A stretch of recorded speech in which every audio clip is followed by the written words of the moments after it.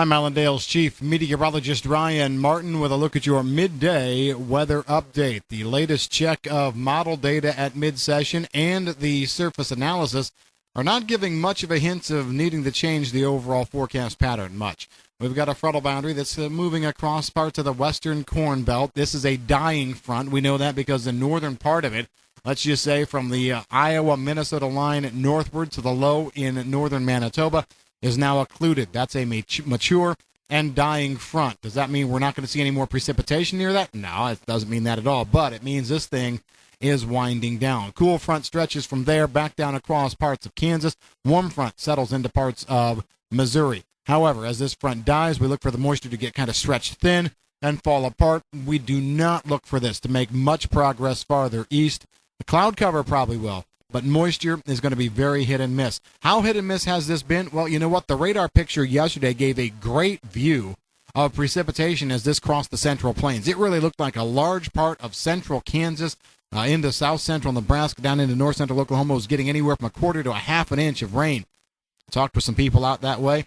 100th of an inch here, 400ths there. Yeah, there was some rain, but it was a very spotty coverage situation, and I think that's what we're going to be seeing as we go through the rest of this afternoon here. Now, longer term, is there anything out there that makes us change the forecast? No, I went a little bit wetter in my thoughts earlier today for the frontal boundary early next week, the 27th into the 28th as it moves across the Corn Belt. I think we've got a chance for a little bit of moisture there. It's not super impressive, but slightly better amounts. Let's say a tenth to 4/10 of an inch coverage, maybe on the order of 50 to 60%. And I think we could see that expand to just a little bit maybe as the front moves north and east over places like northern Iowa, Minnesota, Wisconsin, Michigan. I think we've got better chances there than we do farther south, oddly enough, or I should say consequently, that is closer to the low-pressure center. The cold front might pick up its best moisture farther south as we go into the 28th, the morning of the 28th, between about 6 a.m. noon. That's when we could see moisture amounts of maybe up to a third of an inch as we go across central southern Illinois into Indiana. But again, it's just not the best frontal boundary scenario. The front's strong. It just doesn't have a moisture source. So we're going to continue to go ahead from there. We have been talking about a stronger system trying to come in at the turn of the month. The frontal boundary is still there, aided by a huge push of cold air.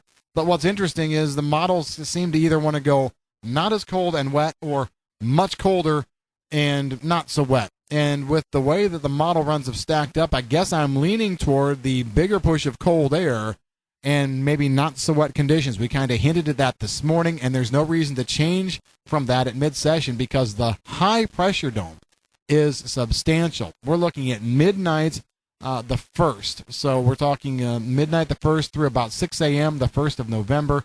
A strong 1032 high, a very strong high, is going to settle all the way down over portions of eastern Oklahoma, southwest Missouri, northwest Arkansas. That is a big, big surface high way down south. It's a Canadian high. It is going to drag lots of cold air in.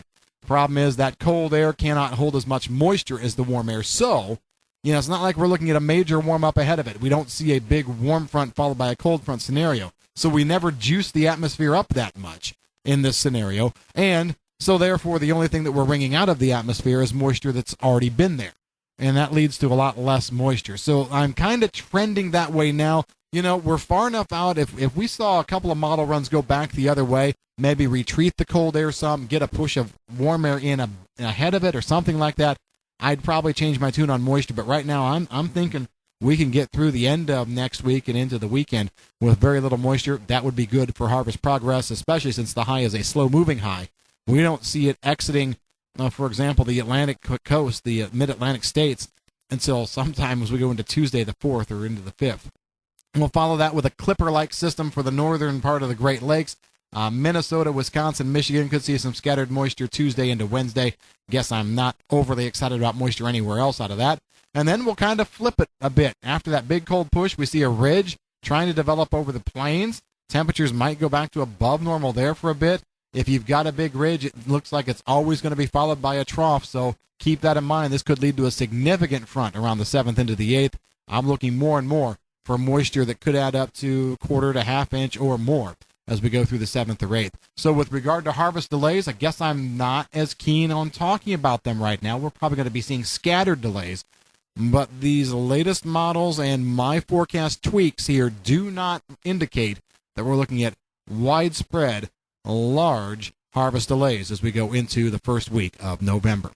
Now, as we shift gears down into South America, we're seeing some scattered showers and thunderstorms starting to fire off today over the central north, Mato Grosso, Goiás, Bahia, that key soybean area where we've heard stories over the past week to week and a half about how dry it's been, how dry it got, and you know what, they're behind planting down there. Well, if guys were waiting for rain, it's coming.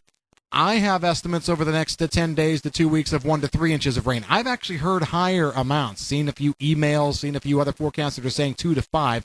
That's, to me, going over the top just a little bit. And the main reason I say that is because we're looking at wholesale coverage here, all right? And the kind of precipitation that we've got moving into South America is going to be the kind that's shower and thunderstorm based. So I've got rain, for example, in the forecast over Mato Grosso almost every day now for the next 2 weeks. But I don't think it's going to rain every day in a single location for the next 2 weeks. I think we're looking at nice little pockets of moisture. So when you average everything together over the next 2 weeks, I'm looking at 1 to 3 inches of rain, probably coverage of 80%, and I'd even be willing to go almost 100% on coverage if it weren't for the fact that there may be a few areas that just are shy of that 1 inch mark. This is the rain that people are waiting for. This is also a rain that's probably going to kick off talk of, oh, well, now we're in the rainy season.